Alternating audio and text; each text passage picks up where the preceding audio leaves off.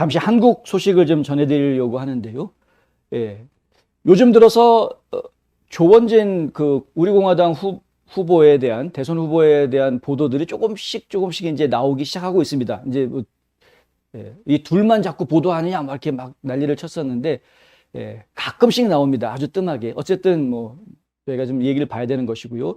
지금 윤석열 후보도 그렇고 이재명 후보도 그렇고 두 후보 전부 다 문제들이 자꾸 이야기가 되고 있는 안 좋은 이야기들이 자꾸 나오고 있죠. 윤석열 후보 같은 경우에는 그 아내 되는 김건희 씨 같은 경우가 과거에 이제 학력을 위조했다거나 경력을 위조한 이런 문제 때문에 지금 이야기가 되고 있죠. 학력이나 경력 위조 문제는 굉장히 심각한 문제 아닙니까? 예를 들어서 만약에 연예인들이 그렇게 했던 게 드러난다고 생각해 보십시오. 예전에 우리가 많이 그런 사례를 봤는데 연예인이 학력 위조했다 그러면 사람들이 가만히 있습니까? 아예 방송국에서 출연 정지를 시켜버립니다. 아예 활동을 못하게 만들어버리죠. 그게 학력 위조, 경력 위조의 결과입니다.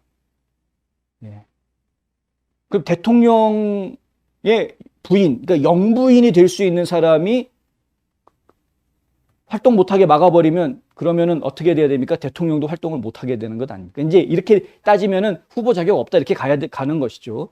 어떤 분들은 그렇게 이야기하는데 아니 대통령 후보는 윤석열이지 김건희 씨가 대통령 후보냐? 왜 김건희 씨를 공격하느냐? 이제 이렇게 이야기하시는 분이 있는데 그런 식으로 따지면 아들이 군대 안 갔다고 대통령 후보에서 낙마하는 분들은 왜 그래야 됩니까? 아들 문제인데. 아들 문제, 이분도 아들 문제가 있죠. 아들이 지금 도박에 빠져가지고 문제가 있다. 불법 도박을 했다. 그것도 이게 참 창피한 얘기 아닙니까? 혹시라도 모르실까봐 다들 아시겠지만 혹시라도 모르실까봐 얘기해드리자면 이분들을 지금 전부 다 모든 대통령 후보로 이야기되고 있는 사람들 다 마찬가지인데요. 본인이 지금 출마 선언을 했을 뿐이지, 그리고 각 당에서 경선을 통해서 우리 당은 이 사람이 대통령 후보다라고 이야기했을 뿐이지 정식으로 대통령 후보 입후보 작업이 끝난 게 아닙니다. 그건 내년에 합니다. 내년에. 1월 달에 있습니다. 그러니까 1월 달에 정식으로 대통령 후보 입후보 절차가 있습니다. 형식적이긴 하지만 그렇게 되면 선관위에서 선거 준비를 그때부터 본격적으로 들어갑니다. 1번 후보가 누가 되고 2번 후보가 누가 되고 그때 결정되는 겁니다. 그러니까 결론적으로 이야기하면은 내년 1월이 되기 전에는 얼마든지 후보 바꾸려면 바꿀 수 있습니다. 선수 교체 할 수 있습니다.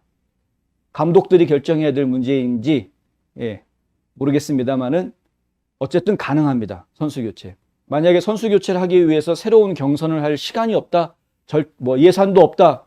그렇다면 이때 경선했을 때 2등 했던 사람들 내보내면 되는 거 아닙니까? 민주당은 이낙연 총리 내보내면 되고, 국민의힘당은 누굽니까? 홍준표 전 대표 내보내면 되는 거 아닙니까? 선수 교체 가능하다. 아직 시간이 있다라는 말씀. 이제 조원진 대표 같은 경우에는 지금 전국을 돌면서 당 조직을 정비하고 기자회견도 갖고 여러 가지 활동들을 지금 하고 있는데 지금 후보들이 전부 다 바쁘게 움직이고 있습니다만은 근데 기자회견에서 어제 오늘 사이에 기자회견에서 나온 이야기가 바로 그겁니다. 창피해 죽겠다. 창피해 죽겠다. 그러면서 이제 지적한 이야기들을 하는데요. 일단 윤석열 후보 두 후보 다 사퇴하라고 이제 주장을 합니다. 조원진 후보 입장에서는 윤석열 후보에 대해서는 어떤 지적이 나왔냐면은 노동이사제 지적이 나왔습니다. 노동이사제를 찬성하겠다라고 이야기한 거. 노조 찾아가가지고 이런 이야기를 하는데 노조를 찾아가가지고 이런 이야기를 하는 것은 이것은 자유민주주의 체제에서는 이건 말도 안 되는 얘기다. 노동자를 위한 당이 돼야 된다라고 윤석열 후보가 주장하는 모습을 저희가 보았습니다. 좋은 얘기입니다. 좋은 얘기인데 한 가지 생각을 해야 될 게 있는데 노조를 찾아가서 그 얘기를 했다라는 것은 한번 생각을 좀 해볼 필요가 있는 부분이다. 왜냐하면 노동자를 위한 당이 돼야 된다? 좋소. 저도 찬성합니다. 그런데 노조를 위한 당이 되는 것은 저는 반대입니다. 이게 다른 것이죠. 노조를 위한 당이 되려고 하느냐, 국민의힘이 노동자를 위한 당이 되려고 하느냐, 이건 좀 구분해라. 일반 서민들을 위하고 열심히 일하는 사람들을 위하는 정치인이 되겠다라고 하는데 반대할 사람 아무도 없습니다.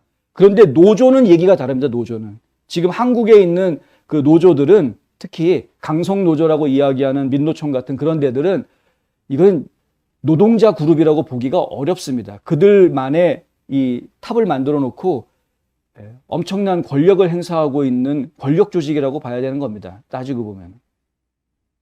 그래서 이거는 경제 발전에 오히려 해가 되는 조직이 될 수 있다. 저희가 볼 때는 이제 그렇게 보이는 것이죠.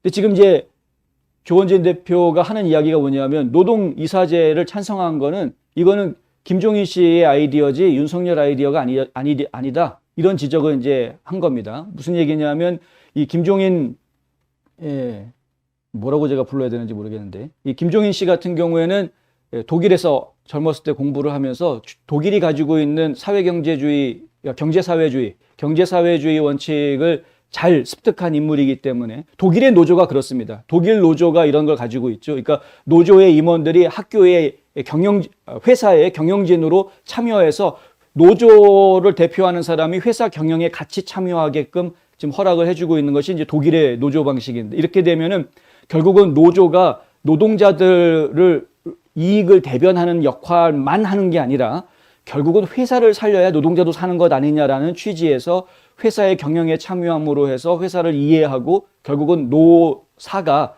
함께 서로를 이해하고 공조할 수 있는 시스템을 만들 수 있다라는 취지에서 독일에서는 노조를 그렇게 운영을 하고 또 그것이 하나의 모델로 이야기가 되고 있는 것도 사실입니다. 그런데 그것이 자칫 잘못하면은 또 다른 문제가 생길 수도 있다라는 부분, 그게 철옹성이 될 수 있기 때문에 노조라는 조직이 철옹성이 될 수 있기 때문에 그런데요. 철밥통. 왜 이미 그런 일이 벌어지고 있지 않습니까? 뭐냐하면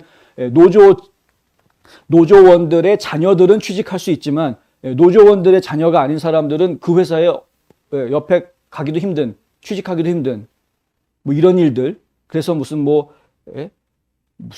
노조, 황금 노조인가요? 황제 노조. 뭐 말도 안 되는 일들, 이상한 얘기들이, 단어들이 막 나오고 있지 않습니까? 세습하는, 자기 일자리를 자기 자녀들한테 세습하는 이런 말도 안 되는 일들이 이야기가 되고 있는, 이게 이제 노조가 하나의 권력기관이 되면 이렇게 문제가 생길 수가 있다. 근데 이미 이런 노동이사제 같은 거를 인정해주지 않아도 이미 그렇게 노조가 지금 흘러가고 있기 때문에 이런 상황에서 노동이사제라는 것을 허락해 줄 경우 발생할 수 있는 부조리 문제가 적지 않을 것이다 라는 지적을 한 것입니다. 이 부분은 한국의 이 노사정 전체가 다 고민을 좀 깊게 해야 될 부분입니다. 독일이 성공적으로 그런 제도를 운영할 수 있었던 것은 그 당시 시대 배경, 사회 배경이 있었기 때문에 그게 가능했던 것이라는 걸 알아야 됩니다. 지금의 한국의 시대적인 사회적인 배경은 그 당시 독일의 시대적 사회적 배경과는 다르다. 통일 문제하고 같거든요. 이재명 후보 이야기를 하자 그러면은 장남이 불법 도박했다.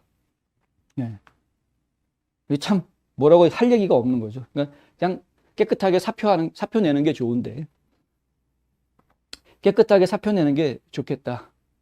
아들, 딸 잘못 키운 내 잘못입니다. 머리 숙이긴 했으나, 그래도 이재명 후보는 미안한 일이 벌어졌을 때에는 미안하다라고 바로 머리 숙일 줄을 압니다. 이 양반은 그거를 안 하더라고요. 뭐, 잘못했다면 뭐 사과할 수도 있다. 뭐 이런 식으로 항상 얘기할 때 뭐 잘못했다면 뭐 사과할 수도 있다. 뭐 이런 식으로 얘기하는데, 그런 식으로 해가지고 국민들 마음을 과연 잡을 수 있겠는가? 국민들이 그 사람을 믿을 수 있겠는가 하는 이야기 안 할 수가 없고요. 이재명 후보 같은 경우에도 어떤 지적을 받을 때마다 미안하다. 염려시키지 않도록 노력하겠다. 이 이야기를 지금 몇 번째 반복하는지 모르겠습니다. 얘기 나올 때마다. 그러니까 그렇게 자꾸 반복된 미안합니다를 자꾸 반복하다 보면은 역시 국민들의 신뢰를 받을 수 없는 것 아닌가. 대통령 돼서도 계속 미안하다 반복할 거면은 지금 문재인 대통령하고 다를 게 뭐가 있느냐라는 지적을 안 할 수가 없는 것이죠. 뭔 일 생기면 미안합니다. 그러고서는 또 그냥 아무 일 없었다는 듯이 또 자기 마음대로 막 하다가 또 지적받으면 또 미안합니다. 그리고 또 막 자기 마음대로. 그러면 곤란한 것이다.